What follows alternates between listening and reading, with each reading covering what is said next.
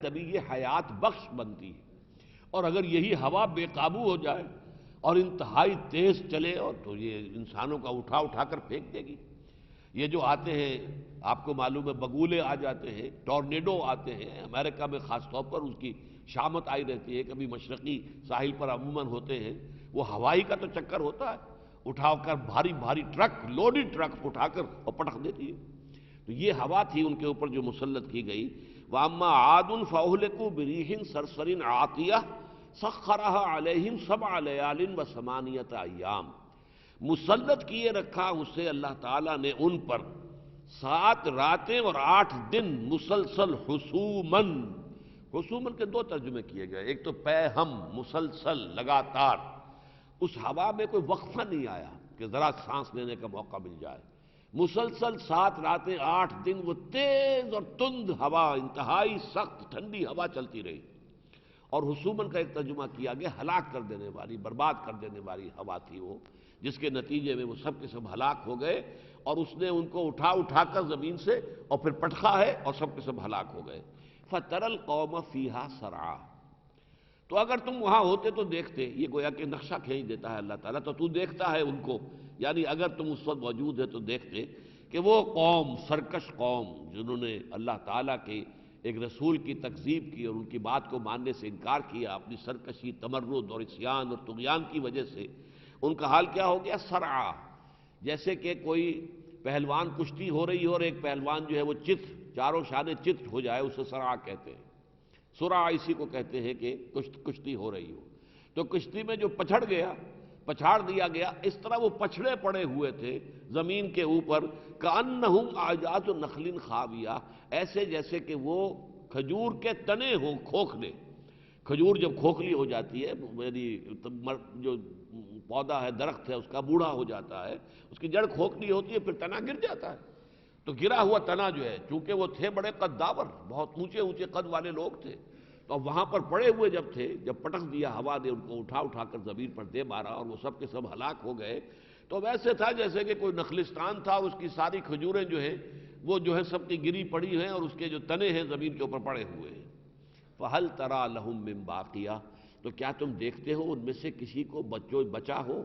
پوری قوم ہلاک، پوری قوم نسیم منسیہ۔ یہ عذاب استیصال کہلاتا ہے۔ دیکھیے، یہ اس عذاب استیصال عذاب اکبر بھی کہلاتا ہے، بڑا عذاب۔ قرآن مجید میں سورہ سجدہ میں فرمایا گیا ہے کہ ہم ان کو مزہ چکھائیں گے، وَلَنُذِيقَنَّهُم مِّنَ الْعَذَابِ الْأَدْنَىٰ دُونَ الْعَذَابِ الْأَكْبَرِ لَعَلَّهُمْ يَرْجِعُونَ۔ چھوٹے چھوٹے عذاب آ گئے، کوئی سیلاب آ گیا، کوئی اور تکلیف آ گئی، تاکہ لوگ ہوش میں آ جائیں، جاگ جائیں۔ کبھی قحط پڑ گیا تو اللہ کی طرف رجوع کریں، ان کے دلوں میں گداس پیدا ہو جائے، نرمی پیدا ہو جائے، رقت پیدا ہو جائے، عاجزی کریں اللہ کے سامنے۔ لیکن یہ کہ جب کوئی قوم بالکل ہلاکت کی مستحق ہو جاتی ہے، کوئی خیر کا اب اس کے اندر شائبہ باقی نہیں رہتا، جیسا کہ ہم اگلی سے اگلی صورت میں دیکھیں گے سورہ نوح کے اندر کہ حضرت نوح علیہ السلام نے فرمایا کہ اللہ اس پوری قوم کو، ایک ایک فرد کو برباد اور تباہ کر دے، اگر ان میں سے ایک بھی بچا تو اس کی اولاد میں بھی کسی خیر کی توقع نہیں ہے۔ گویا کہ اب ان کی جو ہے اس طرح سے ان کا بیج مارا گیا ہے کہ اب ان کی اولاد کے اندر سے بھی کافر اور فاسق اور فجار ہی اٹھیں گے، یہ قوم جو ہے خیر سے سرے سے خالی ہو گئی۔ جب یہ کیفیت ہو جاتی تھی تو پھر عذاب استیصال یا عذاب اکبر آتا تھا، جس میں کہ اس قوم کے ایک ایک فرد کو ہلاک کر دیا جاتا تھا، نسیم منسیہ، جن کا کہ وجود نہیں رہتا تھا۔ پھر لا یرا الا مساکنہم، اس کے بعد ان کے مسکن تو نظر آتے تھے کہ یہاں کچھ لوگ رہا کرتے تھے، لیکن یہ کہ خود وہاں بسنے والا کوئی نظر نہیں آتا تھا، جس کو یہ بھی کہا گیا ہے قطع دابر القوم الذین کفروا، اس کافر قوم کی جڑ کاٹ دی گئی۔ تو استیصال بھی کہتے ہیں، اصل کہتے ہیں جڑ کو۔ ایک پودے کو جڑ سے اکھاڑ دیا تو اب اس کے دوبارہ وجود میں آنے کا سوال نہیں ہے۔ اگر آپ نے صرف تنا کاٹا تھا اور جڑ سالم تھی تو ہو سکتا ہے اس تنا میں سے کوئی شاخ نکل آئے، کوئی پتے آ جائیں، جڑ موجود رہے، لیکن اگر جڑ سے اکھاڑ پھینکا ہے تو اب ظاہر بات ہے کہ اس درخت کے دوبارہ پھلنے کے یا پنپنے کا کوئی امکان نہیں۔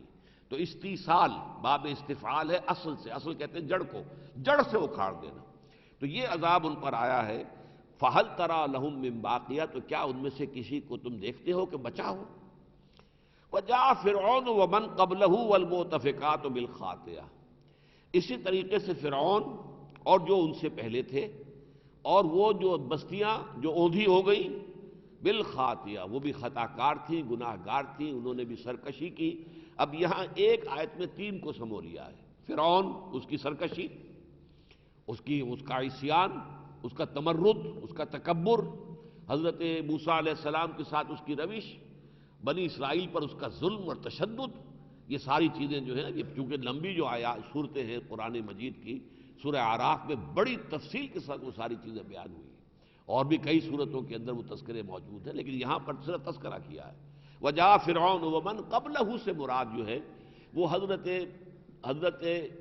شعیب علیہ السلام کی قوم مدین، اس لیے کہ متصلاً حضرت موسیٰ علیہ السلام سے متصلاً قبل جو ہے وہ حضرت شعیب ہیں۔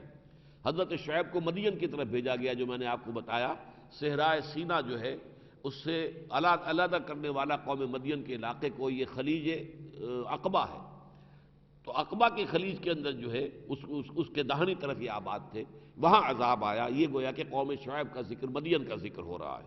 والمؤتفقات، وہ بستیاں جو اوندھی ہو گئیں، اوندھی ہو جانے والی بستیاں، یعنی سدوم اور عمورہ کی بستیاں، جن کی طرف یہاں نام نہیں دیا گیا، حضرت لوط علیہ السلام بھیجے گئے، جس کے بارے میں آپ سے عرض کر چکا ہوں کہ ان میں یعنی جہاں تک وہ تین پری ابراہامک جو تھی قومیں، وہ نوٹ کر لیجئے نکتہ، قوم نوح، قوم ہود، قوم صالح، ان میں صرف ایک گناہ اور ایک جرم تھا، اور وہ تھا شرک۔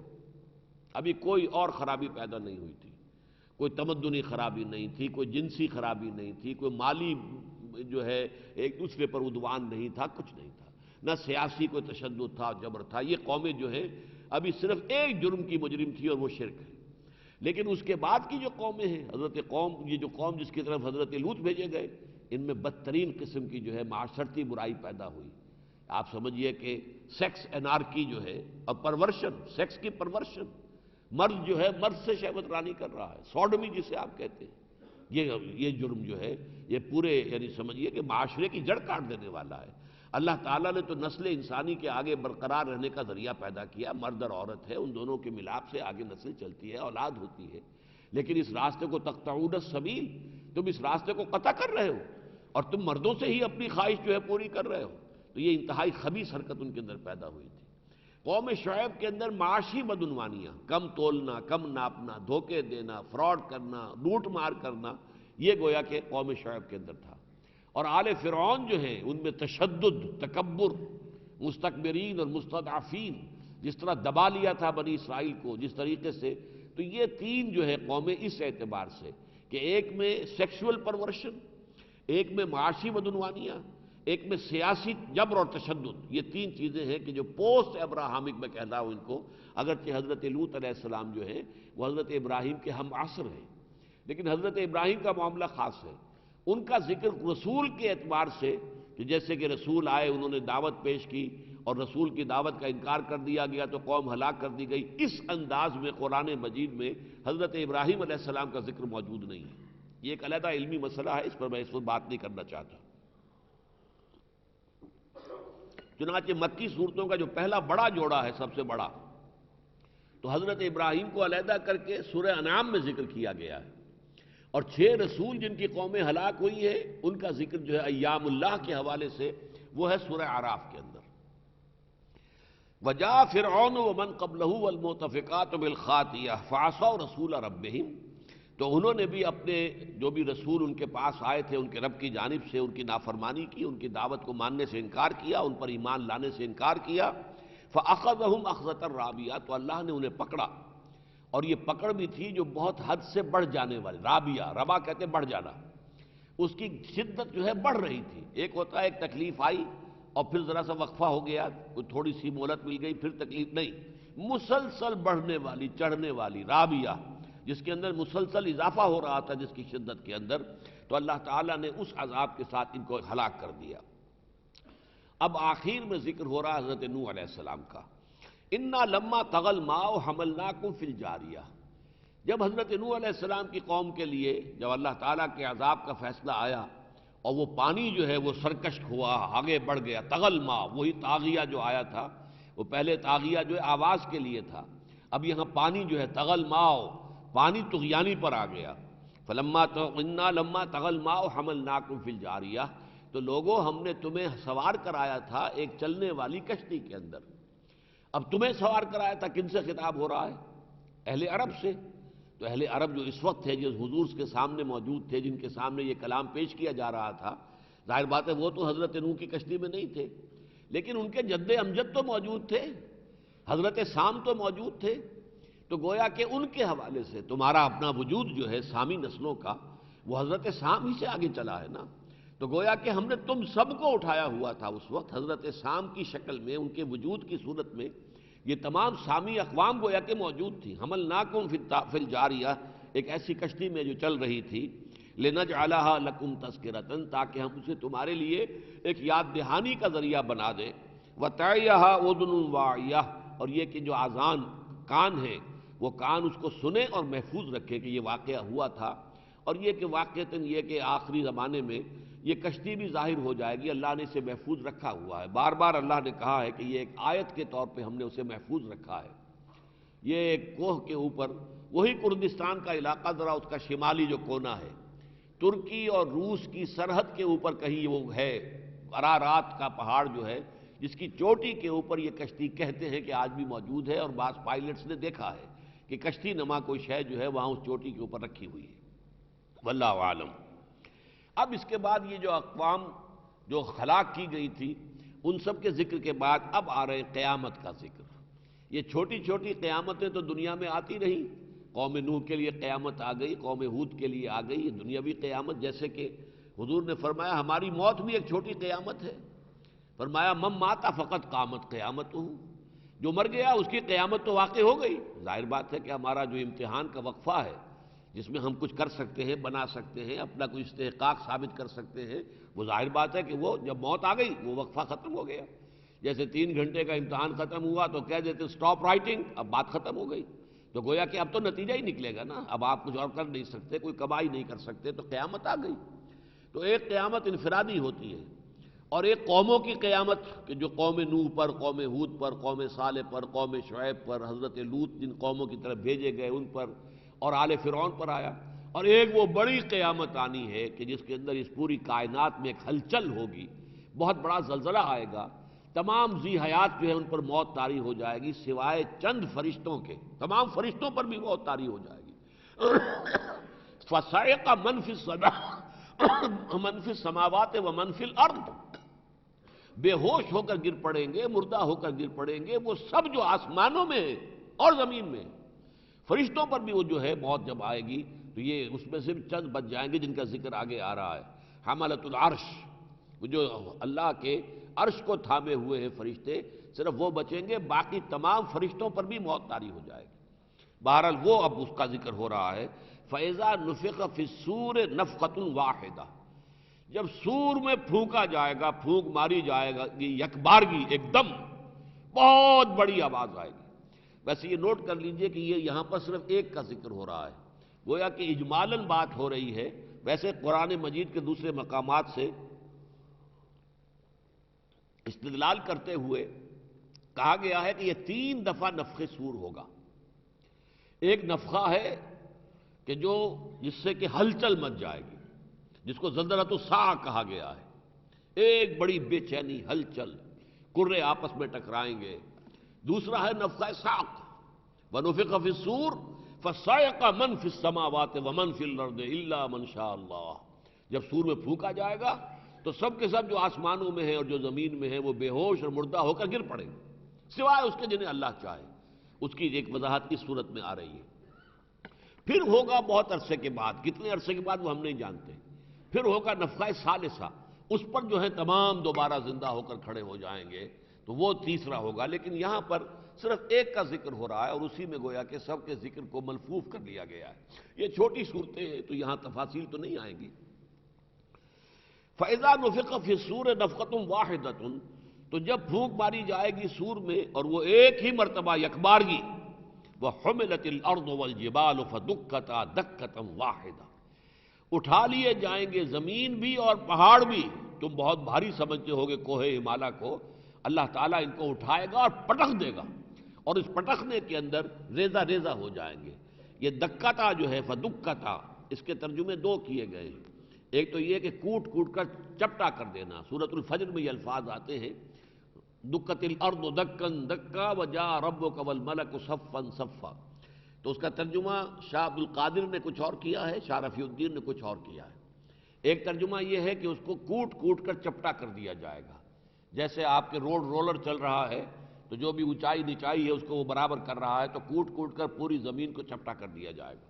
کوئی پہاڑ وغار نہیں رہ جائے گا، نہ کوئی غار رہ جائیں گے، نہ کوئی سمندر رہ جائے گا. ایک چٹیل میدان نظر آئے گا. ایک یہ کہ اسے ریزہ ریزہ کر دیا جائے گا، دکتا دکت واحدہ. اب یہاں پر دونوں معنی مراد لیے جا سکتے ہیں کہ آسمان اور زمین اٹھا کر پٹک دیے جائیں گے، وہ ریزہ ریزہ ہو جائیں گے، یا یہ کہ وہ ایک چٹیل میدان کی شکل میں قاعن صفصفا. اس کو کہا گیا ہے سورہ طٰہٰ کے اندر، جیسے ایک چٹیل میدان ہو کھلا، لا عوج فیہا ولا امتا، نہ کہیں کوئی ٹیڑھ نظر آئے گی نہ کوئی اونچائی نظر آئے گی. اونچائی نہیں ہوگی تو ٹیڑھ کہاں سے آ جائے گی؟ وہ تو یہ ہوتا ہے کہ پہاڑ کھڑا ہے تو اب آپ کو راستہ بدل کر ادھر سے جانا ہے یا ادھر سے جانا ہے. کوئی پہاڑ نہیں، کوئی اونچائی نہیں، کچھ بھی نہیں ہوگی، چٹیل ایک سموتھ میدان پڑا ہوگا. فَيَوْمَئِذٍ وَقَعَتِ الْوَاقِعَةُ، تو اس روز وہ واقع ہونے والی واقع ہو جائے گی جس کا یہ انکار کر رہے ہیں. کذبت ثمود وعاد بالقارعہ، اسی کا انکار یہ قریش کر رہے ہیں. محمد صلی اللہ علیہ وسلم یہ کہہ رہے ہیں کوئی قیامت ویامت نہیں ہے، یہ خام کا تمہارا ڈکوسلا ہے جو ہمیں دمکا رہے ہو، دوست جما رہے ہو. اللہ تعالیٰ کی طرف سے کوئی قیامت آنی ہے، پھر ہمیں باس بعد الموت ہے، اٹھا لیا جائے گا، حساب کتاب ہوگا، جزا و سزا ہوگی، ہم کوئی نہیں مانتے. فَيَوْمَئِذٍ وَقَعَتِ الْوَاقِعَةُ، اس روز وہ واقع ہونے والی شے واقع ہو جائے گی، کسی کا انکار اسے روک نہیں سکتا.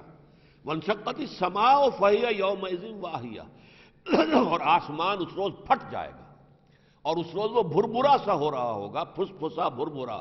یہ آسمان جو بہت مضبوط نظر آ رہا ہے، کہیں اس میں کوئی کمزوری نہیں، کہیں خلا نہیں ہے، لیکن یہ کہ یہ بھربھرا ہو جائے گا، پھٹے گا. شقت السماء فہی یومئذ واہیہ والملک علی ارجائہا. اب ظاہر بات ہے کہ اگر آسمان میں کوئی شگاف ہو جائے گا بہت بڑا، تو فرشتے جو ہیں، تمام آسمانوں پہ تو فرشتے ہیں، ساتوں آسمانوں کے اندر فرشتے ہیں. حضور نے فرمایا کوئی بالشت بھر جگہ بھی خالی نہیں ہے جہاں کوئی فرشتہ موجود نہ ہو، یا وہ کھڑا ہوا ہے اللہ کے حضور میں نماز پڑھ رہا ہے، یا وہ رکوع کر رہا ہے، یا سجدہ کر رہا ہے. بالشت بھر جگہ بھی فرشتے کہاں جائیں گے؟ فرشتے کناروں کی طرف سمٹ جائیں گے.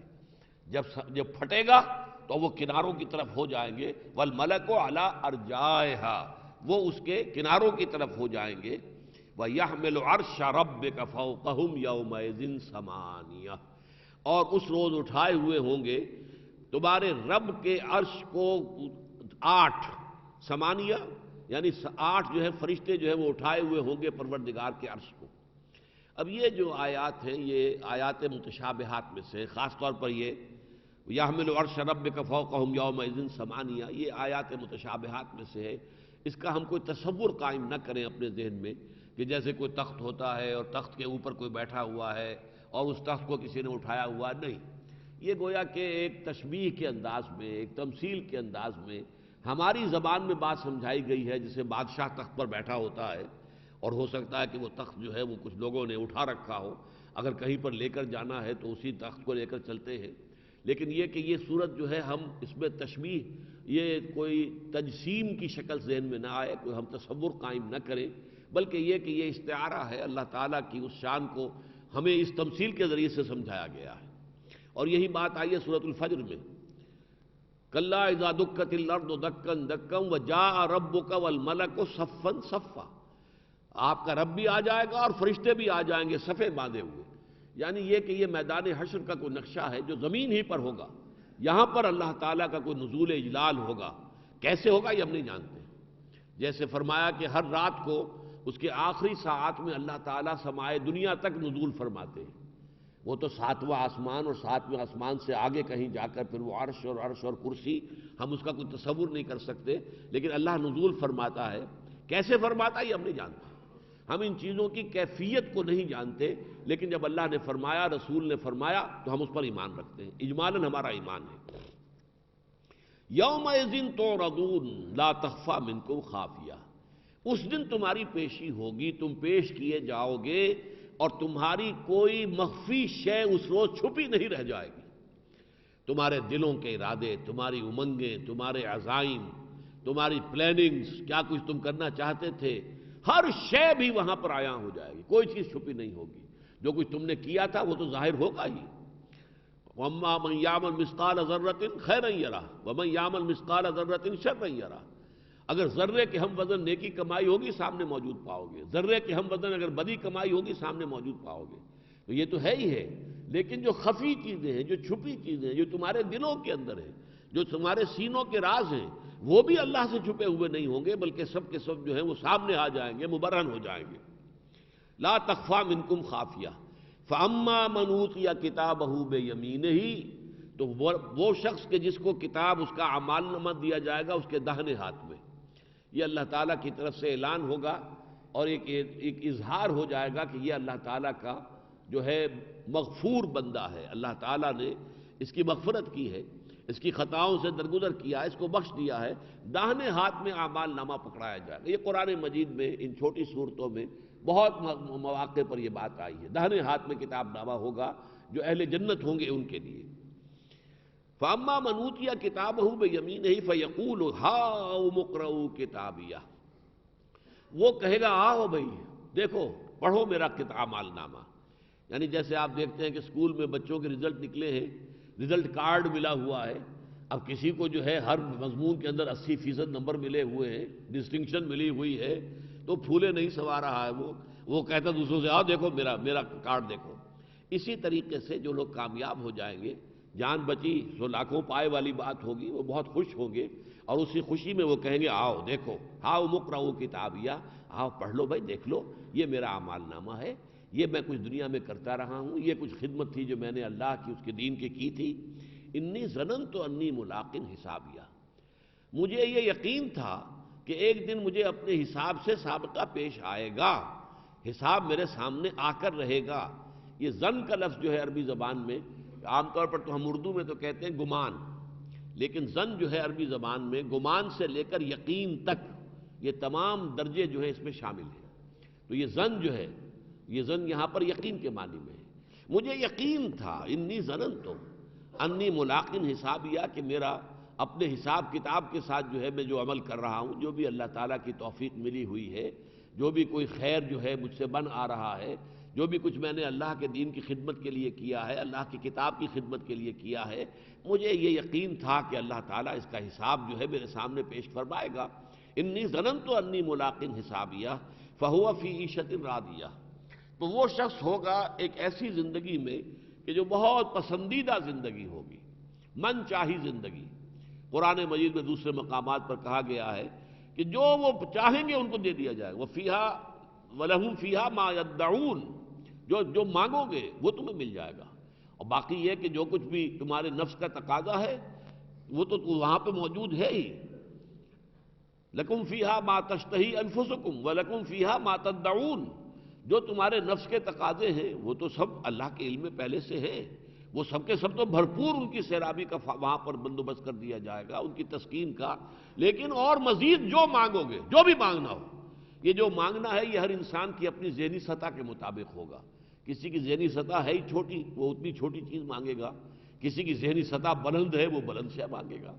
تو وہاں فرمایا انی ظننت انی ملاق حسابیہ فہو فی عیشۃ راضیہ، وہ ایک بڑی پسندیدہ زندگی، اپنی پسند کی زندگی کے اندر اب ان کی کیفیت ہوگی، وہ رہیں گے فی جنت عالیہ، ایک بہت بلند باغ میں، قطوفہا دانیہ، وہ باغ تو بلند ہوگا اور اس کے درخت بھی بڑے قداور ہوں گے، اونچے ہوں گے، لیکن اس کے جو گچھے ہوں گے پھلوں کے وہ نیچے لٹکے ہوئے ہوں گے، آسانی سے جن کو کہ حاصل کیا جا سکے، جس کے لیے کوئی خاص جتن کرنے کی ضرورت نہ ہو، کوئی خاص پیڑ لگا کر سیڑھیاں لگا کر چڑھ کر نہ وہ اتارا جائے میوہ، بلکہ وہ قطوفہا دانیہ لٹکے ہوئے ہوں گے ان کے سامنے، جب چاہیں ہاتھ بڑھائیں اور حاصل کر لیں۔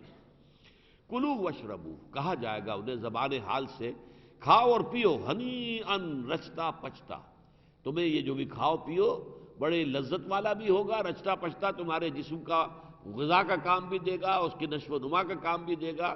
ہنیئا بما اسلفتم فی الایام الخالیہ، اور یہ سب ہے تمہارے ان اعمال کی وجہ سے جو تم نے گزرے ہوئے دنوں میں کمائے تھے۔ اسلفتم، سلف کہتے پچھلا، تمہارے جو زندگی پچھلی تھی، دنیا کی زندگی اب پچھلی تھی، اب یہاں تو ہمارے لیے آخرت کی زندگی پچھلی ہے، آخرہ، ابھی یہ دنیا کی زندگی ہے، جب ہم آخرت میں ہوں گے تو وہ پچھلی زندگی کون سی تھی جو ہمارے پیچھے رہ گئی؟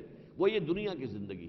اس دنیا کی زندگی میں ایام خالیہ، وہ گزر جانے والے دن جو تھے، پچھلے دن جو تھے، ان میں جو کچھ تم نے عمل کیے تھے، جو محنتیں کی تھیں، جو نیکیاں کی تھیں، یہ ان سب کا بدلہ ہے جو تمہیں مل رہا ہے۔ اما من اوتی کتابہ بشمالہ، اور وہ کہ جس کو دیا جائے گا اس کا اعمال نامہ اس کے بائیں ہاتھ میں، فیقول یا لیتنی لم اوتا کتابیہ، تو وہ یہ کہے گا ہائے کاش کہ مجھے یہ حساب نامہ، یہ اعمال نامہ نہ دیا گیا ہو۔ اسے معلوم ہوگا، بل الانسان علی نفسہ بصیرہ ولو القی معاذیرہ، ہر انسان کو پہلے سے معلوم ہوگا کہ میں کیا کرتوت کر کے آیا ہوں، کیا میرے اعمال نامے میں ہوگا۔ جب اعمال نامہ دیا جائے گا تو چیخے گا یا لیتنی لم اوتا کتابیہ، کاش کہ یہ کتاب، یہ حساب کتاب کا جو پرچہ ہے، پرچہ حساب، یہ میرا اعمال نامہ مجھے نہ دیا جاتا۔ وَلَمْ أَدْرِ مَا حِسَابِيَهْ، اور کاش کہ مجھے معلوم ہی نہ ہوتا، مجھے نہ بتایا جاتا کہ میرا حساب کیا ہے، میری چٹھی کیا ہے، وہ قط کیا ہے، جس میں کہ میرا جو ہے وہ کریڈٹ اور ڈیبٹ جو ہے اس کا پورا نکلا ہوا بیلنس شیٹ موجود ہے۔ یا لیتہا کانت القاضیہ، ہائے کاش کہ وہ موت ہی ہو جاتی فیصلہ کن۔ جو موت آئی تھی وہ اب ہمیشہ کی موت ہوتی، دوبارہ ہمارا اٹھنے کا سوال ہی پیدا نہ ہوتا۔ بعد سے بعد الموت کا یہ مرحلہ آتا ہی نہ کہ جس سے کہ اب ہم یہاں پر دوچار ہو رہے ہیں، اور اب عذاب و ثواب اور جزا و سزا کے فیصلے صادر ہونے والے ہیں، اور اعمال نامے ہمارے ہاتھوں میں پکڑا دیے گئے۔ کاش کہ یہ مرحلہ آتا ہی نہ، اور وہ موت ہی دائمی ہو جاتی، بس موت سے ہم مر گئے ہوتے، ختم ہو چکے ہوتے، معدوم ہو گئے ہوتے۔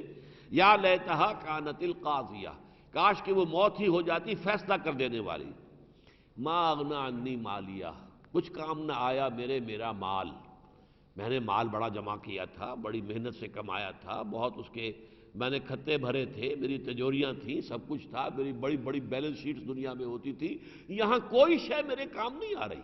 ما اغنی عنی مالیہ، کچھ کام نہیں آیا میرے، وہ میں دنیا میں جو چھوڑ کر آیا ہوں، ڈھیروں دولت چھوڑ کر آیا ہوں، وہ یہاں میرے کسی کام کی نہیں، مجھے یہاں اس کا کوئی کریڈٹ نہیں مل رہا۔ ہلک عنی سلطانیہ، اور میرا جو دبدبا تھا، زور تھا، میرا دنیا کے اندر جو ہے میرا اقتدار تھا، میری حکومت تھی، میرا دبدبا تھا، میرا غلغلہ تھا، میرا تنتنا تھا، سب ختم۔ یہاں کوئی پوچھنے والا نہیں، کسنمی پرسد پہ بھیا کس تم کون ہو؟ وہ نمرود تھا یا فرعون تھا، اس کے جو ہے آگے پیچھے ہٹو بچو کرنے والے جو ہیں وہ چوبدار چلتے تھے۔ ما اغنی عنی مالیہ ہلک عنی سلطانیہ، میری وہ ساری، اب سلطان کے معنی یہاں پہ ایک اور بھی لیے جا سکتے ہیں، دلیل، سند، دلیل۔ دنیا میں تو میں دلیل بازی کر لیتا تھا، میں رسولوں سے یا رسولوں کے ایلچیوں سے میں بحث کرتا تھا، مناظرہ کرتا تھا، انہیں چپ بھی کر دیتا تھا۔ چپ کیسے کرتے تھے؟ اچھا اگر ہے تو لاؤ نا، ہمارے آباء و اجداد کو پیدا کر کے دنیا میں ہمارے سامنے لے آؤ، تو ہم مان لیں گے کہ واقعی یہ کہ ایک وقت آئے گا کہ تمام نوع انسانی دوبارہ پیدا ہو جائے گی۔ اب اس کا جواب کیا ہو سکتا تھا؟ جواب جو ہے خاموشی، یہ کام تو نہیں ہے۔ یا یہ کہ اچھا اگر رسول ہو تو دکھاؤ ویسے ہی معجزے جیسے کہ سابقہ رسولوں کو دیے گئے تھے۔ اللہ کا فیصلہ یہ ہے کہ ویسا معجزہ ہم نے آپ کو نہیں دینا ہے، ہمارا معجزہ آپ کے لیے جو ہے یہ قرآن مجید ہے، یہی معجزہ ہے۔ جس کو بھی ہدایت حاصل کرنی ہے وہ اس سے حاصل کرے۔ باقی پرانے وہ بڑے بڑے معجزے دیکھ کر بھی لوگ ایمان نہیں لائے تھے، لیکن یہ ہے کہ واقعتاً ایک مرتبہ تو چپ ہو جانے والی بات ہے۔ آپ کہتے ہیں کہ آپ رسول ہیں اور رسولوں کو معجزے دیے گئے تھے۔ حضرت صالح کو لوگوں کے مطالبے پر ایک جو ہے گابن اونٹنی جو ہے ان چٹان سے برآمد ہو گئی لوگوں کی نگاہوں کے سامنے، وہ معجزہ دکھایا تھا کہ نہیں حضرت صالح؟ آپ بھی دکھائیے کوئی ایسا معجزہ۔ ادھر اللہ کا فیصلہ یہ ہے کہ نہیں دکھانا ہمیں۔ تو یہ اس کا سورہ انعام میں جو ہے اس کا بڑا نقشہ کھینچا گیا بڑی تفصیل کے ساتھ، اب یہاں اس کے ذکر کا موقع نہیں ہے۔ تو میں دنیا میں تو دلیل بازی کر لیتا تھا، لیکن اب یہاں میری دلیل نہیں چل رہی، حجت نہیں چل رہی، میری زبان گنگ ہو گئی ہے۔ ہلک عنی سلطانیہ، یا یہ کہ میرا اقتدار، میرا دبدبا، میری جو دنیا کے اندر دھاک بیٹھی ہوئی تھی یہاں کام نہیں آ رہی۔ خذوہ فغلوہ، اب فرشتوں کو حکم دیا جائے گا اس کو پکڑو اور اس کے گلے میں توق